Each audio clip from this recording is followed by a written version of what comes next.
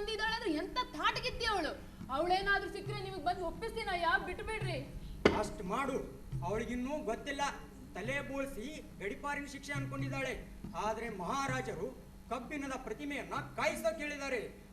ಅದು ನಿಗಿಸೋ ಕಬ್ಬಿಣದ ಪ್ರತಿಮೆಯನ್ನ ಹಾಕೊಂಡ ತಕ್ಷಣ ಸೀದೋಗ್ತಾಳೆ.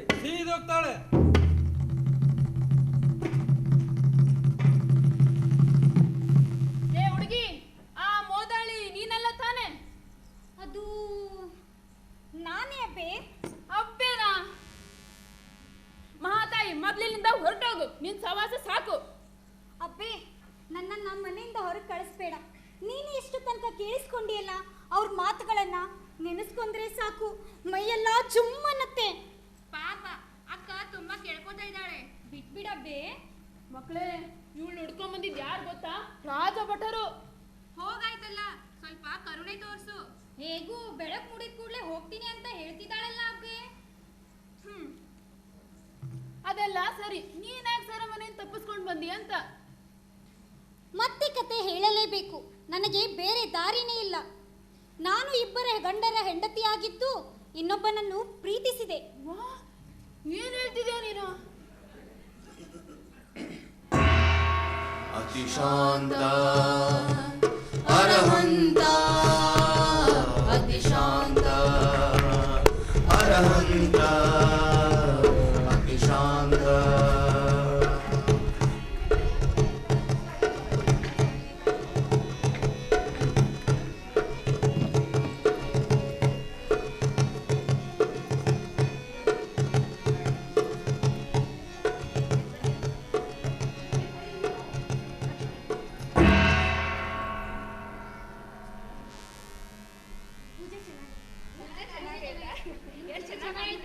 ಹೋಗಿ ಮಹಾರಾಣಿ.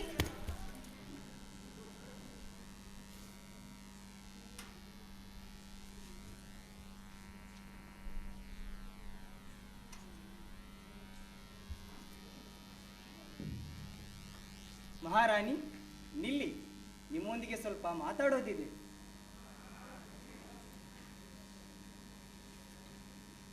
ಮಹಾರಾಣಿ, ಬನ್ನಿ, ನಮ್ಮ ಪಕ್ಕದಲ್ಲಿ ಕುಳಿತುಕೊಳ್ಳಿ. ನಿನ್ನೆ ನಮಗೆ ಬಿದ್ದ ಅತಿ ಮಧುರವಾದ ಕನಸಿನ ಬಗ್ಗೆ ಹೇಳಬೇಕಿದೆ. ಇಲ್ಲೇ ನಿಂತು ನಿಮ್ಮ ಮಾತುಗಳನ್ನು ಕೇಳಿಸಿಕೊಳ್ಳುತ್ತೇವೆ. ಹೇಳಿ ಮಹಾರಾಜ. ಮಹಾರಾಣಿ, ನಿನ್ನೆ ನಿಮ್ಮೊಂದಿಗೆ ತುಂಬಾ ಕಠಿಣವಾಗಿ ನಡೆದುಕೊಂಡೆ. ಅದಕ್ಕೆ ಕ್ಷಮೆ ಇರಲಿ. ಏಕೆಂದರೆ ನಿನ್ನೆ ನನ್ನ ಮನಸ್ಥಿತಿಗೆ ಹಾಗೆ ನಡೆದುಕೊಳ್ಳದೆ ಬೇರೆ ದಾರಿಯೇ ಇರಲಿಲ್ಲ. ನೀವು ಹೇಗೋ ನಡೆದುಕೊಳ್ಳಲು ಸಮರ್ಥರು ಮಹಾರಾಜ. ನಿಮ್ಮಾಣತೆಯನ್ನು ನಡೆಸುವುದಷ್ಟೇ ನಮ್ಮ ಕರ್ತವ್ಯ. ಮಹಾರಾಣಿ, ನನಗೆ ಬಿದ್ದಿರುವ ಅತಿ ಮಧುರವಾದ ಕನಸಿನ ಬಗ್ಗೆ ಹೇಳಿದರೆ ನಿಮ್ಮ ಈ ಎಲ್ಲ ಕೋಪ ಬೆಂಕಿ ತಗುಲಿದ ಮಂಜಿನ ಬೆಟ್ಟದ ಹಾಗೆ ಕರಗಿ ಹೋಗುತ್ತದೆ. ಮಂಜಿನ ಬೆಟ್ಟಕ್ಕೆ ಬೆಂಕಿಯೇ? ಮಹಾರಾಜರಿಗೆ ಜಯವಾಗಲಿ. ನಮ್ಮ ಏಕಾಂತಕ್ಕೆ ಭಂಗ ತರುವಷ್ಟು ಸೊಕ್ಕೆ ನಿನಗೆ? ಕ್ಷಮಿಸಬೇಕು. ಮಹಾರಾಜರಿಗೆ ಸೆರೆಮನೆಯಿಂದ ತುರ್ತಾದ ಸುದ್ದಿ ಒಂದು ಬಂದಿದೆ. ಆ ಮೋದಾಳಿ ನಿನ್ನೆ ರಾತ್ರಿ ಸೆರೆಮನೆಯಿಂದ ತಪ್ಪಿಸ್ಕೊಂಡ್ಬಿಟ್ಟಿದ್ದಾಳಂತೆ. ಏನು? ಮೋದಾಳಿ ತಪ್ಪಿಸ್ಕೊಂಡಿದ್ದಾಳ? ಎಂತ ಅವಮಾನ! ಇದೇನಾದ್ರೂ ನೆರೆ ರಾಜ್ಯಗಳಿಗೆ ಗೊತ್ತಾದ್ರೆ ನಮ್ಮ ಭದ್ರತಾ ವ್ಯವಸ್ಥೆ ಸರಿ ಇಲ್ಲ ಎಂದು ನಮ್ಮ ಮೇಲೆ ಯುದ್ಧಕ್ಕೆ ಬರ್ದಾನೆ ಇರ್ತಾರ. ಛೇ! ನಿನ್ನೆ ಸಂಜೆ ಮಹಾರಾಣಿಯವರು ಸೆರೆಮನೆಗೆ ಬಂದು ಹೋಗುವವರೆಗೂ ಎಲ್ಲ ಸರಿಯಾಗೇ ಇತ್ತು. ಅಂದರೆ ಮಹಾರಾಣಿಯವರ ಮೇಲೆ ಶಂಕೆ? ಕ್ಷಮಿಸಬೇಕು, ನನ್ನ ಮಾತಿನ ಅರ್ಥ ಅದಲ್ಲ. ಮತ್ತಿನ್ನೇನು ನಿನ್ನ ಮಾತಿನ ಅರ್ಥ? ಇಂಥ ಮಾತುಗಳನ್ನು ತಂದು ನಮ್ಮ ಮುಂದೆ ಹೇಳುವುದಕ್ಕೆ ನಿಮಗೆ ನಾಚಿಕೆಯಾಗುವುದಿಲ್ಲವೇ? ಮೋದಾಳಿ ಎಲ್ಲೇ ಇದ್ದರೂ ಸರಿ, ಆದಷ್ಟು ಬೇಗ ಹುಡುಕಲಿಕ್ಕೆ ರಕ್ಷಣಾಧಿಕಾರಿಗಳಿಗೆ ತಿಳಿಸು. ಹೊರಡು. ಎಲ್ಲಿಯಾದರೂ ಬದುಕಿಕೊಳ್ಳಲಿ ಎಂದು ತಲೆ ಬೋಳಿಸಿ ಗಡಿಪಾರಣ ಶಿಕ್ಷೆ ವಿಧಿಸಿದ್ವಿ. ಇನ್ನು ಊರ ಮಧ್ಯದಲ್ಲಿ ಬೆಂಕಿಯಲ್ಲಿ ಕಾದು ನಿಗಿಸುವ ಕಬ್ಬಿಣದ ಪ್ರತಿಮೆಯನ್ನಪ್ಪಿ ಸಾಯುವುದೊಂದೇ ಅವಳಿಗಿರುವ ದಾರಿ. ಅತಿಶಾಂತ ಅರಹಂತ, ಅತಿಶಾಂತ ಅರಹಂತ, ಅತಿಶಾಂತ.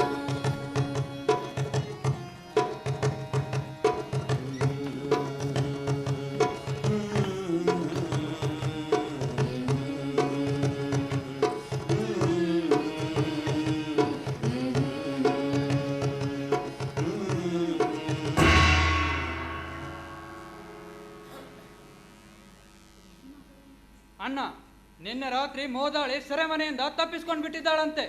ನಮ್ಮ ಮಾನ ಮರ್ಯಾದೆ ಊರ್ ಜನರ ಬಾಯಲ್ಲಿ ಮೂರಾ ಬಟ್ಟೆ ಆಗೋಯ್ತು. ಏನೋ ಮೋದಾಳಿ ತಪ್ಪಿಸ್ಕೊಂಡ್ಬಿಟ್ವಾ? ಅಲ್ಲ, ನೋಡೋಕೆ ಒಳ್ಳೆ ಮಳ್ಳಿ ಆಗಿದ್ಲು. ಇಂಥ ಚಾಣಾಕ್ಷದ ಕೆಲಸ ಅವಳಿಂದ ಹೇಗೆ ಸಾಧ್ಯ ಆಯ್ತು? ಪಾಪ ಮೋದಾಳಿ ಏನೂ ತಿಳಿಯದವಳು. ಏನೋ ಪರಿಸ್ಥಿತಿ ಅವಳನ್ನ ಈಗ ತಂದು ನಿಲ್ಲಿಸಿಬಿಡ್ತು. ಆದಿ ಬಿಟ್ಟವಳನ್ನ ನೀನು ವಹಿಸ್ಕೊಂಡು ಮಾತಾಡ್ತಿದ್ಯಲ್ಲ. ಅವಳಿಂದಾಗಿ ಮಹಾರಾಜರ ನಂಬಿಕೆನೆ ಕಳ್ಕೊಳ್ತಾ ಇದ್ದೀವಿ ನಾವು. ಹಾಗೇನಾದ್ರೂ ಆದ್ರೆ ನಮ್ಮ ಜೀವನ ನರಕ ಆಗುತ್ತೆ. ಎಲ್ಲೇ ವ್ಯಾಪಾರಕ್ಕೆ ಹೋದ್ರೂ ರಾಜ್ಯಾಧಿಕಾರಿಗಳ ಕಣ್ಗಳು ನಮ್ಮನ್ನು ಬಿಡದೆ ಹಿಂಬಾಲಿಸ್ತವೆ. ಮೊದಲು ನಿನ್ನ ಆವೇಶನ ಕಡಿಮೆ ಮಾಡ್ಕೋ. ಮೋದಾಳಿನ ನಾನು ಚಿಕ್ಕ ವಯಸ್ಸಿನಿಂದನೂ ನೋಡ್ತಾ ಬಂದಿದ್ದೀನಿ. ಅವಳು ಏನಂತ ನನಗೆ ಗೊತ್ತು. ಅಣ್ಣ, ನಿನಗೆ ಗೊತ್ತಿರೋದು ಏನೇ ಇರ್ಬೋದು. ನಾಳೆ ಮಹಾರಾಜರು ಕರೆದು ಕೇಳಿದ್ರೆ ಏನ್ ಹೇಳೋದು? ಏನ್ ಹೇಳಕ್ಕಾಗುತ್ತೆ ಬೋದಾ? ಕರೆದ್ರೆ ಹೋಗಿ ಮಾತಾಡ್ಬೇಕು. ತಪ್ಪು ಮೋದಾಳಿದು ಒಬ್ಬಳೇ ಅನ್ನೋವಾಗಿ ಆರೋಪ ಮಾಡ್ತಾ ಇದೆಯಲ್ಲ. ಮತ್ತೆ ನಂದ ನೋಡಣ್ಣ, ಮಹಾರಾಜರ ಎದುರು ನಿಂತು ಮಾತನಾಡೋದು ಅಷ್ಟು ಸುಲಭವಲ್ಲ. 12 ವರ್ಷ ಸ್ವರ್ಣದ್ವೀಪದಲ್ಲಿ ವ್ಯಾಪಾರ ಮಾಡಿದವನು ನಾನು. ಪರದೇಶದಲ್ಲಿ ಇದ್ದುಕೊಂಡೆ ಅಲ್ಲಿನ ರಾಜರಿಗೆ ವಿಧೇಯನಾಗಿದ್ದವನು. ಇನ್ನು ನನ್ನ ರಾಜರಿಗೆ ಎದುರಾಡ್ತೀನ? ಆದರೆ ನನ್ನೊಳಗೊಂದು ಪಾಪ ಪ್ರಜ್ಞೆ ಕಾಡ್ತಾ ಇತ್ತು. ಹೊಟ್ಟೆಯಲ್ಲಿದ್ದಾಗಲೇ ಮೋದಾಳಿನ ಅಂತ ಅಪ್ಪ ಅಮ್ಮ ಮಾತು ತಗೊಂಡಿದ್ರು. ಆ ಮಾತಿನಾಗಿ ಅವಳು ಕೂಡ ನನ್ನನ್ನೇ ಗಂಡ ಅಂತ ನಂಬಿದ್ರು. ನನ್ನ ಎದುರಿಗೆ ಬಂದರೆ ನಾಚಿ ತಲೆ ತಗ್ಗಿಸ್ತಾ ಇದ್ಳು. ನಾನು ಮಾತಾಡಿದ್ರೆ ತನ್ನ ಕಾಲು ಬೆರಳಿಂದ ನೆಲಕ್ಕೆ ರಂಗೋಲಿ ಆಗ್ತಾ ಇದ್ಳು. ದಿನೇ ದಿನೇ ಚೆಲ್ಲಾಡ್ತಾ ಇದ್ದ ಅವಳು ಯೌವನ ಚೆಲುವನ್ನು ನೋಡಿ ನಾನೇ ಬೆರಗಾಗ್ತಾ ಇದ್ದೆ. ಇಷ್ಟೆಲ್ಲ ಮನಸ್ಸಲ್ಲಿದ್ದವನು ವ್ಯಾಪಾರಕ್ಕೆ ಹೋಗ್ಬೇಕಾದಾಗ 12 ವರ್ಷ ಬರ್ದಿದ್ರೆ ನನ್ನ ಜೊತೆ ಮದುವೆ ಅಂತ ಯಾಕೆ ಹೇಳ್ದೆ? ಏನು ಮಾಡ್ಲಿಬೋದಾ? ವ್ಯಾಪಾರ ಕಲಿಬೇಕಾಗಿದ್ದು ನಮ್ಮ ಧರ್ಮ. ಮನೆಗೆ ಹಿರಿಮಗನಾಗಿ ಹೋಗ್ಲೇಬೇಕಿತ್ತು. ಹಾಗೇನಾದರೂ ಹೋದಾಗ ನನಗೇನಾದರೂ ಆಗಿಬಿಟ್ರೆ ಮೋದಾಳಿ ಗತಿ ಏನು ಅಂತ ಯೋಚಿಸೇ ನಾ ಈ ತೀರ್ಮಾನಕ್ಕೆ ಬಂದಿದ್ದು. ಆಗ ಅವಳು ಎಷ್ಟು ಸಂಕಟಪಟ್ಟಳೋ ಏನೋ. ನನಗೆ ಬೇರೆ ದಾರಿನೇ ಇರಲಿಲ್ಲ. ಅದಕ್ಕೆ ಹೋಗುವಾಗ ಅವಳು ಮಾತಾಡ್ಸ್ಲೂ ಇಲ್ಲ, ನೋಡ್ಲೂ ಇಲ್ಲ. ನನಗೂ ಅವಳನ್ನು ಮದುವೆಯಾಗಲು ಮನಸ್ಸಿರಲಿಲ್ಲ. ಹಿರಿಯರೆಲ್ಲ ನನ್ನ ಮೇಲೆ ಮೋದಾಳಿಯನ್ನು ಮದುವೆಯಾಗುವಂತೆ ಒತ್ತಡ ತರೋ ಹೊತ್ತಿಗೆ ಬೇರೊಂದು ಹೆಣ್ಣು ನನ್ನ ಮನಸ್ಸಿನಲ್ಲಿ ನೆಲೆ ನಿಂತಿತ್ತು. ತಾಳಿ ಕಟ್ಟು ಹೊತ್ತಿನಲ್ಲೂ ಮೋದಾಳಿಯಿಂದ ಬಿಡುಗಡೆ ಬಗ್ಗೆ ಯೋಚಿಸ್ತಾ ಇದ್ದೆ. ಅದಕ್ಕೊಂದು ಕಾರಣ ಬೇಕಾಗಿತ್ತು. ಅಷ್ಟರಲ್ಲಿ ವಾಪಸ್ ನೀನು ಬಂದೆ. ಎಲ್ಲರಿಗೂ ಅವರವರದ್ದ ಕಾರಣಗಳೇ ಬೋದಾ? ನನಗೆ ವ್ಯಾಪಾರ, ನಿನಗೆ ಬೇರೊಂದು ಹೆಣ್ಣು, ಆ ನಾಗಸೂರನಿಗೆ ಸಂಸಾರದ ಜೊತೆ ಹೊಸತು ಅನ್ನೋದಕ್ಕೆ ಇನ್ನೊಂದು ದೇಹ. ಒಟ್ಟಿನಲ್ಲಿ ನಾವ್ಯಾರು ಅವಳನ್ನು ಸರಿಯಾಗಿ ನಡೆಸ್ಕೊಳ್ಳಿಲ್ಲ. ಆದರೂ ಅಸಂಖ್ಯಾತ ಜನರ ನಡುವೆ ನಿಂತು ಇಬ್ಬರು ಗಂಡಂದಿರು ಅಂತ ನಮ್ಮ ಕಡೆ ಕೈ ಮಾಡಿ ತೋರಿಸಿದಾಗ ಪ್ರಾಣ ಕಳೆದುಕೊಳ್ಳುವಷ್ಟು ಅವಮಾನವಾಯಿತು. ಅವಳು ಹೇಳಿದ್ರಲ್ಲಿ ಏನು ತಪ್ಪಿಲ್ವಲ್ಲ. ಮೋದಾಳಿಗೆ ವಿಧಿಸಿದ ಶಿಕ್ಷೆ ಕೇಳಿ ನನ್ನ ಮನಸ್ಸು ಕಲಕಿಬಿಡ್ತು. ಎಂಥ ಹೂವಿನಂಥ ಹುಡುಗಿ ಅವಳು. ಅವಳಿಗೆ ಇಂಥ ಶಿಕ್ಷೆ ಕೊಟ್ಟು ಆ ನಾಗಸೂರನಿಗೆ ಬರೀ 1000 ಹೊನ್ನಿನ ದಂಡವನ್ನು ವಿಧಿಸಿದ್ದು ಮಾತ್ರ ನಾನು ಒಪ್ಪಲ್ಲ. ಅಣ್ಣ, ನೀನು ಹೇಗೆ ಮಾತನಾಡುವುದು ರಾಜದ್ರೋಹವಾಗುತ್ತದೆ. ಯಾರಾದರೂ ಕೇಳಿಸಿಕೊಂಡರೆ ಕಷ್ಟ. ನಾನು ನೀನು ಸೆರೆಮನೆ ಅನುಭವಿಸಬೇಕಾಗುತ್ತದೆ.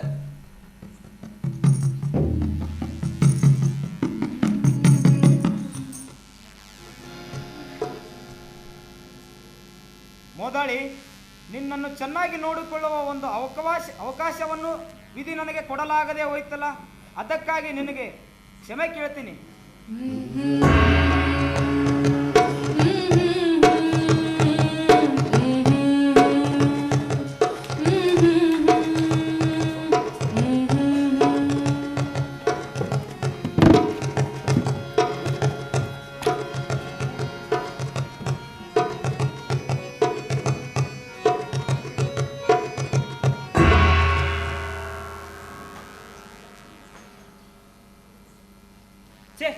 ಇವತ್ತು ಬಹಳ ಸೆಕೆ ಆಗ್ತಾ ಇದೆ. ಇವತ್ತು ತುಂಬಾ ಮಳೆ ಬರವಾಗಿದೆ. ಮಳೆ ಬಂದಾಗೆಲ್ಲ ನಮ್ಮ ಅಜ್ಜ ನಂಗೊಂದು ಯಾವಾಗಲೂ ಒಂದು ಮಾತು ಹೇಳ್ತಾ ಇದ್ದ, ಮನುಷ್ಯನನ್ನು ಪ್ರೀತಿಸಿ ದೈವತ್ವವನ್ನು ಕಳೆದುಕೊಂಡ ದೇವಕನ್ನಿಕೆ ಅಳುವಿನ ಕಥೆ ನೆನಪಾಗುತ್ತೆ. ಮಿತ್ರ, ಮೋದಾಳಿಗೆ ಶಿಕ್ಷೆ ಅಂದಾಗ ಅವಳು ಕಣ್ಣುಗಳಲ್ಲಿ ಎಂಥ ದುಃಖ ನಡುಗುಟ್ಟಿತ್ತು ನೋಡಿದೆ ಮಿತ್ರ? ನೋಡ್ದ ದತ್ತ, ಆ ಕಣ್ಣುಗಳು ನನ್ನನ್ನು ಇನ್ನೂ ಬೆನ್ನಟ್ಟಿ ಬರ್ತಿವೆ. ನಿಜ ಹೇಳಿ ಆರ್ಯ, ನಿಜ ಹೇಳಿ ಆರ್ಯ ಅಂತ ಮತ್ತೆ ಮತ್ತೆ ಕೇಳಿದಾಗ ಅನಿಸ್ತಿದೆ. ನಾನು ಹಾಗೆ ಹೇಳುವಾಗ ಅವಳು ಕಣ್ಣುಗಳು ಹುಲಿಯ ಮುಂದೆ ಕುಂತ ಜಿಂಕೆಯೇ ಆಗಿತ್ತು. ಮಿತ್ರ, ಅವಳನ್ನು ರಕ್ಷಣೆ ಮಾಡುವುದು ನಿನ್ನ ಕರ್ತವ್ಯ ಆಗಿತ್ತು. ಆದ್ರೆ ನಾನೇ ಬಲವಂತದಿಂದ ಅವಳ ಜೊತೆ ಸಂಬಂಧ ಬೆಳೆಸ್ತೆ ಅಂತ ಒಪ್ಕೊಂಡಿದ್ರೆ ಮೋದಾಳಿ ಜೊತೆಯೂ ನನಗೂ ಶಿಕ್ಷೆ ಆಗ್ತಾ ಇತ್ತು. ಸುಳ್ಳು ಸುಳ್ಳು ಸುಳ್ಳು ಸುಳ್ಳುಗಳಲ್ಲೇ ಬದುಕುವುದು ಎಷ್ಟು ಸಲೀಸಾಗಿ ಬಿಟ್ಟಿದೆ ನಿನಗೆ. ಬೇರೆಯವರ ಎದುರು ಬೆತ್ತಲಾಗುವುದು ಹೇಗೆ ಹೇಳು? ಇಲ್ಲ, ಈ ಕತೆ ನಾನಿನ್ನು ಕೇಳಲೇಬೇಕು. ಇಲ್ಲದಿದ್ದರೆ ನನ್ನೊಳಗಿನ ಅಗ್ನಿ ಪರ್ವತ ಸ್ಫೋಟ ಆಗಿ ನನ್ನ ಜೀವವನ್ನೇ ಬಲಿ ತಗೋಬಹುದು. ನಾನು ರತ್ನಪುರಿಯಿಂದ ವ್ಯಾಪಾರ ಮುಗಿಸಿ ಮರಳಿ ಬಂದೆನಲ್ಲ, ರಾಜ್ಯದ ನಿಯಮದ ಹಾಗೆ ರಾಜರನ್ನು ಭೇಟಿ ಮಾಡಿ ತೆರಿಗೆ ಹಣವನ್ನು ಕೊಟ್ಟು ಬರಬೇಕಿತ್ತು. ನಮ್ಮಂಥ ವ್ಯಾಪಾರಿಗಳು ಕಟ್ಟುವ ದೊಡ್ಡ ಮೊತ್ತ ರಾಜರಿಗೂ ಸಂತಸ ತರುವಂಥದ್ದೇ. ನಮ್ಮಂಥ ವ್ಯಾಪಾರಿಗಳು ಕೊಡುವ ಮೊತ್ತದು ರಾಜರು ಸಂತಸ ಪಟ್ಟು ಉಳಿಕೆತನಾಗಿದೆ. ಅರಮನೆಗೆ ಹೊರಡಲಿಕ್ಕೆಂದೇ ಸುಗಂಧ ದ್ರವ್ಯಗಳ ದೀರ್ಘ ಸ್ನಾನದ ನಂತರ ಸರ್ವಾಲಂಕಾರ ಭೂಷಿತನಾಗಿ ಕನ್ನಡಿಯ ಮುಂದೆ ನಿಂತೆ. ಆಗ ನನಗೆ ಕಂಡಿದ್ದು ಹತ್ತಿಯ ಅರಳೆಯಂಗೆ ಕೂದಲಿಗೆ ನೆರೆ ಬಂದು ಇನ್ನೇನು ಬಯಸಿದೆ ಭವಗಳ, ಮತ್ತೇನು ಬಯಸಿದೆ ಭವಗಳ. ಹತ್ತಿಯ ಅರಳೆಯಂಗೆ ಗಡ್ಡಕ್ಕೆ ನೆರೆ ಬಂದು ಪಡಕೊಂಡೆ ಯಾವ್ಯಾವ ಆಸೆಗಳ, ಪಡಕೊಂಡೇನೇನು ಭಯಗಳ.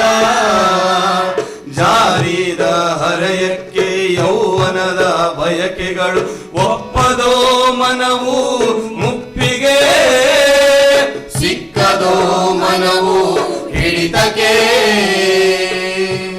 ಕೋಣಿಯ ಒಳಗಿನ ಮಣಿಯ ಮಂಚಕ್ಕೆ 12 ಗೊಂಬೆಗಳು ನೆರೆಗೊಂಡು, 12 ಗೊಂಬೆಗಳು ನೆರೆಗೊಂಡು, 12 ಗೊಂಬೆಗಳು ನೆರೆಗೊಂಡು ನಗುತ್ತಾವೆ. ಮಾತಿನ ಗಿಳಿಯನ್ನು ಬೆಸೆಕೊಂಡು, ಮಾತಿನ ಗಿಳಿಯನ್ನು ಬೆಸೆಕೊಂಡು, ಮಾತಿನ ಗಿಳಿಯನ್ನು ಬೆಸೆಗೊಂಡು. ಆ ಒಂದು ಬಿಳಿ ಕೂದಲು ನನ್ನ ಹರೆಯವನ್ನೇ ಪರೀಕ್ಷೆ ಮಾಡಿ ಅಣುಕಿಸುತ್ತ ನೋಡು. ಒಂದು ಕ್ಷಣ ದೇಹ ಮನಸ್ಸು ತಲ್ಲಣವಾಯಿತು. ಇದೆಲ್ಲ ಹಣೈದವರ ಸಂಕಟ. ನಾನು ನಿನ್ನ ವಯಸ್ಸಿನವನೇ. ದಾರಿಯಲ್ಲಿ ಆಡುವ ಹುಡುಗರು ನನ್ನನ್ನು ಅಜ್ಜ ಅಜ್ಜ ಅಂದ ರೇಗಿಸುತ್ತಾರೆ. ಅಷ್ಟು ಬಿಳಿಕೂದಲು.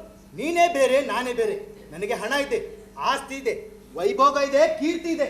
ಇದೆಲ್ಲ ಇರುವಾಗ ಕೈಜಾರುವ ಯೌವನಕ್ಕಾಗಿ ಪರಿತಪಿಸುವುದು ಸಹಜವಲ್ಲವ? ಇದು ನನ್ನನ್ನು ದುಂಬಿಯಾಗಿ ಕೊರಿಲಿಕ್ಕೆ ಶುರು ಮಾಡಿ ನನ್ನ ಯೌವನವನ್ನು ಮರಳಿ ಪಡೆಯಬೇಕನ್ನೋ ಆಸೆ ಹುಟ್ಟಿಬಿಟ್ಟಿತ್ತು. ಇದೆಂತ ಬಯಕೆ? ಈ ಬಯಕೆಗಳು ಹೀಗೆ ತಾವು ದಡದ ಮೇಲೆ ನಿಂತು ನಮ್ಮನ್ನು ಹಳ್ಳಕ್ಕೆ ನೂಕುತ್ತವೆ. ನಾನು ಹರೆಯದ ಹುಡುಗಿಯನ್ನು ಹುಡುಕಲಿಕ್ಕೆ ಶುರು ಮಾಡಿದೆ. ಆಗ ನನಗೆ ಮೂದಾಳಿ ಮೇಲೆ ಕಣ್ಣು ಬಿದ್ದಿದ್ದು. ಆಗಷ್ಟೇ ಮೂದಾಳಿ ಗಂಡನ ಮನೆ ಬಿಟ್ಟು ತವರು ಸೇರಿದ್ಲು. ಅವಳನ್ನು ನಾನು ಚಿಕ್ಕ ವಯಸ್ಸಲೆಂದಲೂ ಬಲ್ಲೆ. ಅವಳು ಚಂದ್ರಮಂಚದ ಮೇಲಾಡುವ ಅರಗಿಣಿ. ಅದೆಂಥ ಚಲುಬಟ್ಟಲು ಕಣ್ಗಳು. ಅವಳನ್ನು ಪಡ್ಕೊಂಡ್ರೆ ಸಾಕು ನನ್ನ ಯೌವನ ಮರಳಿಸಿಕೊಡುತ್ತೆ ಅಂತ ಭ್ರಮಿಸಿತೊಡಗಿದೆ. ಈ ಗಂಡಸರೇ ಹೇಗೆ ಭ್ರಮೆಗೆ ಬಿದ್ದಾಗಲೂ ಅದು ಭ್ರಮೆ ಅಂತ ಎಷ್ಟು ಬೇಗ ಕಂಡುಕೊಂಡು ಬಿಡುತ್ತಾರೆ. ಅವಳ ಮನಸ್ಸಲ್ಲಿ ಏನಿದೆ ಅಂತ ಅರ್ಥ ಮಾಡ್ಕೊಳ್ಳೋಕೆ ಹಗಲು ರಾತ್ರಿ ಪ್ರಯತ್ನ ಪಡ್ತಾ ಇದ್ದೆ. ಅವಳ ಮನೆಗೆ ಹೋದೆ, ಅವಳನ್ನು ದಾರಿಯಲ್ಲಿ ಕಂಡೆ, ಅವಳ ಗೆಳತಿಯರನ್ನು ಕೇಳಿದೆ, ಕದ್ದು ಮುಚ್ಚಿ ಅವಳನ್ನು ಹಿಂಬಾಲಿಸ್ತಿದ್ದೆ. ಇದ್ದಕ್ಕಿದ್ದ ಹಾಗೆ ಕುದುರೆ ಏರಿ ಊರ ದಾರಿಯಲ್ಲಿ ಹೋಗ್ತಿರುವಾಗ ಮೂದಾಳಿ ನನಗೆ ಎದುರಿಗೆ ಸಿಕ್ಬಿಟ್ಲು. ಅವತ್ತು ಅವಳು ಒಬ್ಬಂಟಿಯಾಗಿ ಕೆರೆಗೆ ನೀರನ್ನು ತರಲು ಬಂದಿದ್ಲು. ಅವತ್ತು ನನ್ನ ಮನಸ್ಸು ವಿಚಲಿತವಾಯಿತು.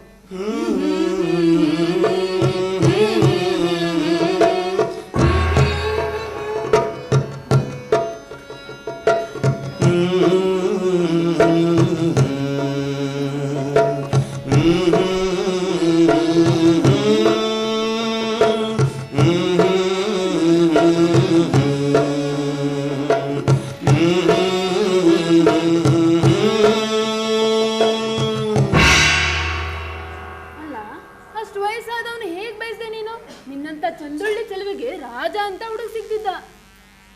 ನನ್ನ ವಿಧಿಯಲ್ಲಿ ಅದೇ ಬರ್ದಿತ್ತು ಅಬ್ಬೆ.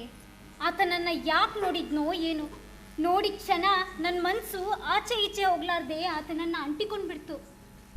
ಅವರಿಗಾಗಿ ಪ್ರತಿ ಕ್ಷಣ ಕಾಯ್ತಾ ಇದ್ದೆ.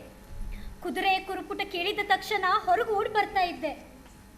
ನಿಂಗೆ ಗೊತ್ತಾ ಅಬ್ಬೆ, ಅವು ನನ್ನ ಜೀವನದ ಅದ್ಭುತವಾದ ಗಳಿಗೆಗಳು.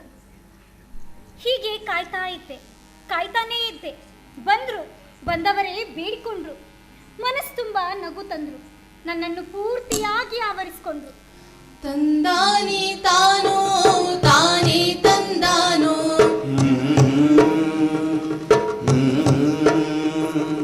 ತಂದಾನೆ ತಾನಾನೋ ತಾನೇ ನಾನೋ. ಓಹೋ ಓಹೋ, ಬಿಳಿಯ ಕುದುರೆಗೆ ಚಿನ್ನದ ಜೀನು, ಹತ್ತಿ ಬಂದವನಾರು ಹೇಳಿ ನೀನು. ಓಹೋ ಓಹೋ, ಚಂದ ಚಂದಾತೆ ಹೊಂದಿದ ಸುಳಿಗಲ್ಲ, ತುಳುಕಿ ಚಲ್ಲಾಡುತ್ತಾವೆ ನಗು.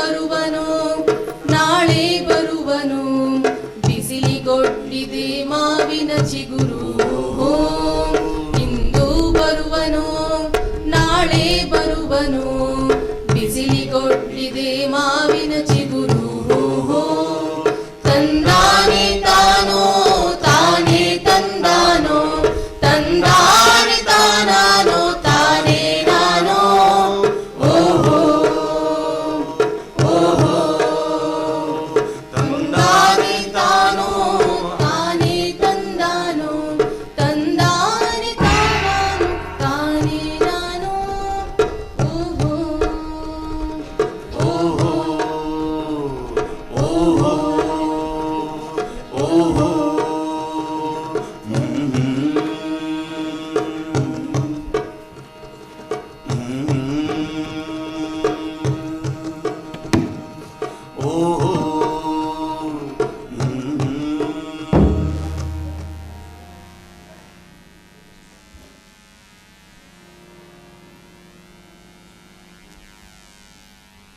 ಆರ್ಯ, ಓ ಮೋದಾಳಿ, ಬಾ ಮೋದಾಳಿ, ನೀನ್ ಬರ್ತೀಯಲ್ಲೋ ಅನ್ನೋ ಅನುಮಾನ ನನ್ನನ್ನ ಕಾಡ್ತಾನೆ ಇತ್ತು.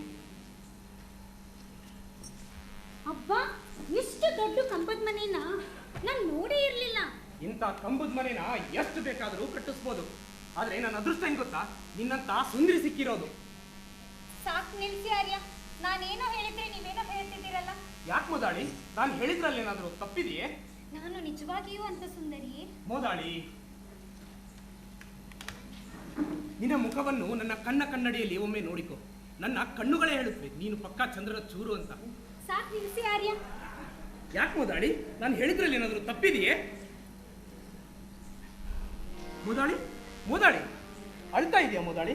ಅಳ್ಬೇಡ ಮೋದಾಳಿ, ನಿನ್ನ ಕಣ್ಣಲ್ಲಿ ಕಣ್ಣೀರನ್ನ ನೋಡ್ಲಾರೆ. ನನ್ನ ಅಳುವಿಗೂ ಬೆಲೆ ಇದೆ ಅಂತ ಇರೋದು ನಿಮ್ಮ ಹತ್ರ ಮಾತ್ರ ಆರ್ಯ.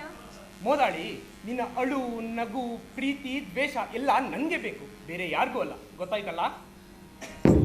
ತಂದಾನಿ ತಾನೋ ತಾನೇ ತಂದಾನೋ ತಂದಾನಿ ತಾನಾನೋ ತಾನೇ ನಾನೋ ಓಹೋ ಓಹೋ ತಂದಾನಿ ತಾನೋ ತಾನೇ ತಂದಾನೋ ತಂದಾನಿ ತಾನಾನೋ ತಾನೇ ನಾನೋ ಓಹೋ ಓಹೋ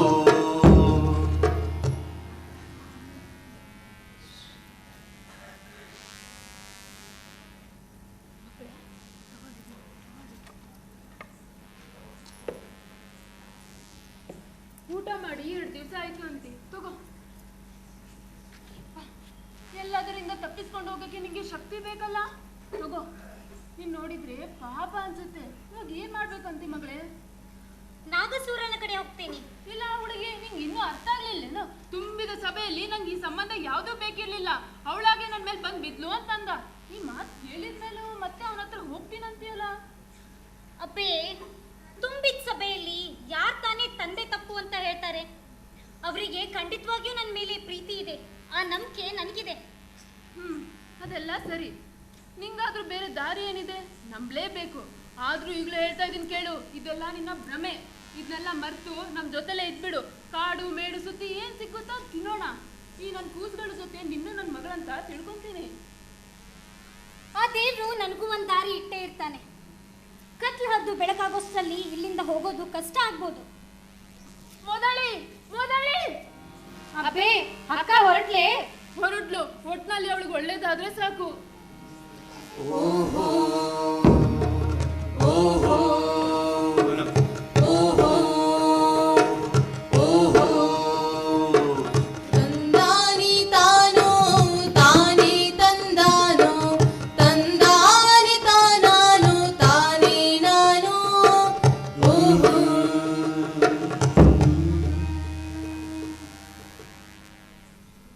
ಹಾಳು ಮಳೆ, ಆಕಾಶಕ್ಕೆ ತೂತ್ ಬೀಳೋ ಹಾಗೆ ಮಳೆ ಸುರಿತಾ ಇದೆ. ಮಿತ್ರ, ಚಳಿ ಸಹಿಸೋಕಾಗ್ತಾ ಇಲ್ಲ. ಎಷ್ಟು ಹೊತ್ತು ಹೀಗೆ ಕುಳಿತಿರುವೆ ಹೇಳು? ರಾತ್ರಿ ಕಳೆಯುತ್ತಾ ಬಂತು.